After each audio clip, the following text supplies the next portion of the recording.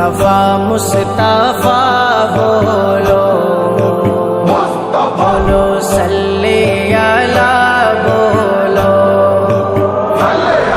کہ ہم لے جام شہادت پیتے ہیں ساقی کے ادا پہ جھوم کے ہم شمع یقین کے پروانے شعلوں سے محبت کرتے ہیں، اے زیست ہماری راہوں سے ہٹ ہم موت کی عزت کرتے ہیں۔ الحمدللہ وکفا وسلام علی عبادہ الذین اصطفیٰ، اما بعد فاعوذ باللہ من الشیطان الرجیم، بسم اللہ الرحمن الرحیم، ولا تهنوا ولا تحزنوا وانتم الاعلون ان کنتم مؤمنین۔ صدق اللہ العظیم۔ محترم حضرات، سامعین کرام اور میرے عزیز ساتھیوں، آج میں آپ حضرات کے سامنے ہندوستان میں ہونے والے مسلمانوں پر سیاسی ظلم ستم اور دین اسلام کو جڑ سے ختم کرنے کی نہایت گھناؤنی ناپاک سازش پر کچھ عرض کرنا چاہتا ہوں۔ امید ہے کہ بغور سماعت فرمائیں۔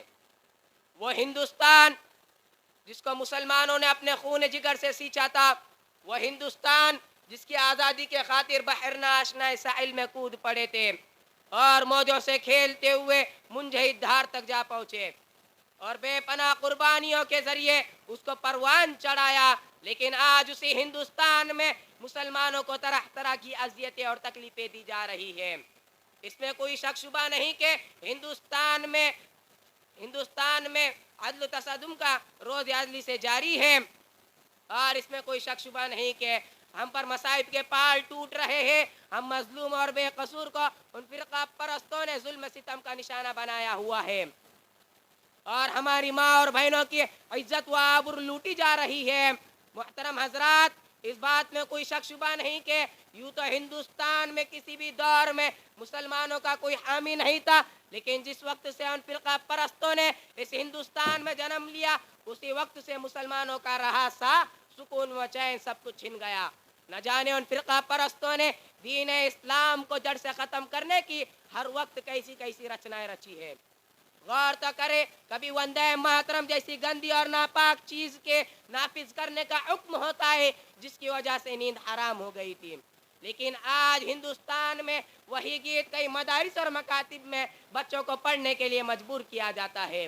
وہ گیت جس کو ایک بار پڑھنے سے مسلمان خارج اسلام ہو جاتا ہے، وہ گیت جس کو ایک بار پڑھنے سے مسلمان نہیں رہتا، وہ گیت جس میں سراسر کفر بھرا ہوا ہے، لیکن آج ہندوستان میں مدارس اور مکاتب میں بچوں کو پڑھنے کے لیے مجبور کیا جا رہا ہے، اور اس بات کا الزام لگایا جا رہا ہے کہ جو کچھ بھی فسادات ہو رہے ہیں یہ ان کے پیشوا لیڈر ملا ہے، سب سے پہلے ان کو ختم کر دیا جائے، اور اس کی آسان صورت یہ نکالی گئی کہ اب مسلمان کسی بھی مدارس اور مکاتب اور مساجد کو نہیں بنائیں گا، لیکن ان کو معلوم نہیں کہ جب تک مسلمانوں کی جانوں میں جان رہیں گی اس مدارس اور مکاتب اور مساجد پر آنچ نہ آنے دیں گے۔ ہم تمہاری دھمکیوں سے خوف کھا سکتے نہیں، ہم تمہاری دھمکیوں سے خوف کھا سکتے نہیں، ظلم کے آگے ہم اپنا سر جھکا سکتے نہیں۔ ہے یہی تاریخ اپنی ہے، یہی اپنا فلسفہ ہے، یہی تاریخ اپنی ہے، یہی اپنا فلسفہ، زمانے میں دبانے سے ابھرتے ہیں ہم صدا۔ عزیزان ملت، اگر وطن ہماری جان مانگے تو جان دے دیں گے، اگر وطن ہماری اولاد مانگے تو اولاد دے دیں گے، اگر وطن ہمارا مال مانگے تو مال دے دیں گے، اگر وطن ہماری جان مانگے تو تن من دھن سب کچھ دے دیں گے، لیکن یہ نہیں ہو سکتا کہ مسلمان نبی کی جاہ و جلال دے دے، لیکن یہ نہیں ہو سکتا کہ مسلمان آخرت کو چھوڑ کر دنیا کو ترجیح دے۔ آپ حضرات کو وہ تاریخ یاد ہوں گی جب انگریزوں کی ظلم زیادتی حد سے تجاوز کر گئی اور انہوں نے اسلامی قلعے کو مسمار کر اس پر تسلیس عقیدے کی بنیاد رکھنا چاہا، تو سب سے پہلے حضرت شاہ عبد العزیز صاحب علیہ الرحمن میدان جہاد میں بے جھجک کود پڑے اور اس ہندوستان کے دارالعرب ہونے کا فتویٰ دیا، اور اس بات کا تہیہ کر لیا تھا کہ اب غلامی کی زنجیر کے ٹکڑے ٹکڑے کر ہی دم لیں گے، جس کے نتیجے میں مسلمانوں کو کئی مراحل اور دشوار گزار گھاٹیوں اور وادیوں سے گزرنا پڑا۔ یہ تاریخ کا المناک باب ہے. شاعر کہتا ہے ٹل نہ سکتے تھے اگر جنگ میں اڑ جاتے تھے، ٹل نہ سکتے تھے اگر جنگ میں اڑ جاتے تھے، پاؤ شیر کے بھی میدان سے اکڑ جاتے تھے، تجھ سے ہوا سرکش کوئی تو بگڑ جاتے تھے، تیغ کیا چیز ہے ہم توپ سے لڑ جاتے تھے.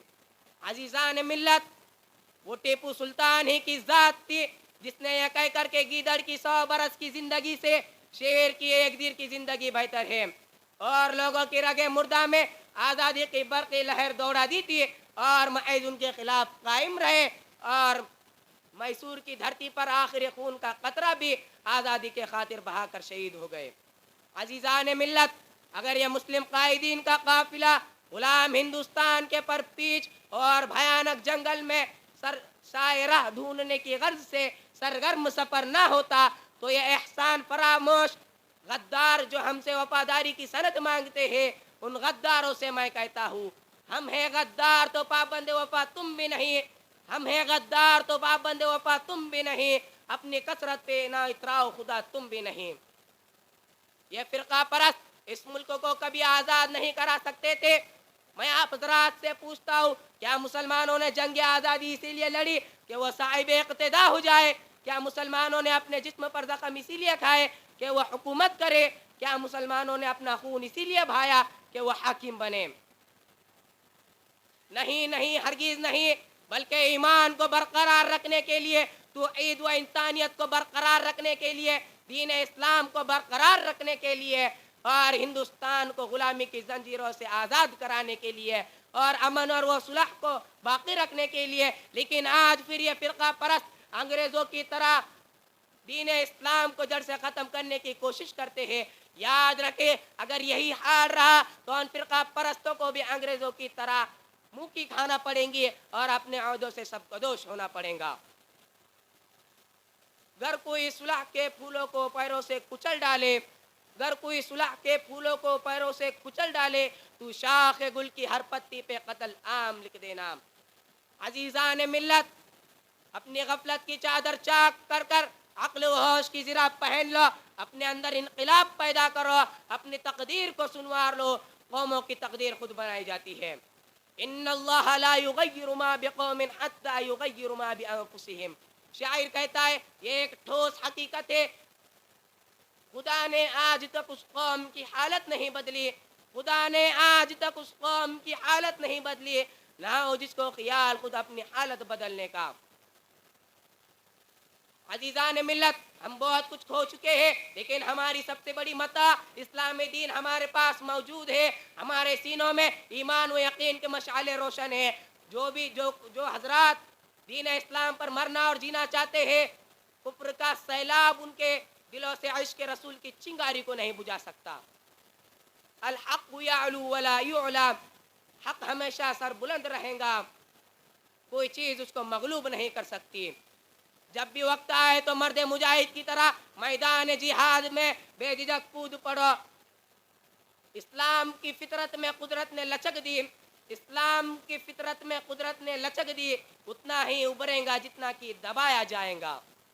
لیکن اس کے لیے ایک شرط ہے، اور وہ یہ ہے کہ سب سے پہلے اپنے اندر اتحاد و اتفاق کی قیمتی دولت آزمائیں. اتحاد و اتفاق ایک ایسی قیمتی دولت ہے جس سے لوگوں کی کمی کے باوجود کثرت پر غلبہ حاصل ہوتا ہے. جیسے غزوہ تبوک، غزوہ خندق کی مثال تاریخ میں موجود ہے. عزیزان ملت، کب تک ہم پامال ہوتے رہیں گے؟ کب تک ہم بدنگاہی کو برداشت کرتے رہیں گے؟ کب تک ہم ان مشکلات کا سامنا کرتے رہیں گے؟ میں آپ حضرات سے پوچھتا ہوں، کیا آپ کو سلف صالحین کے واقعات یاد نہیں؟ کیا آپ نے اسلامی فتوحات اور ان عظیم فاتحین کے کارنامے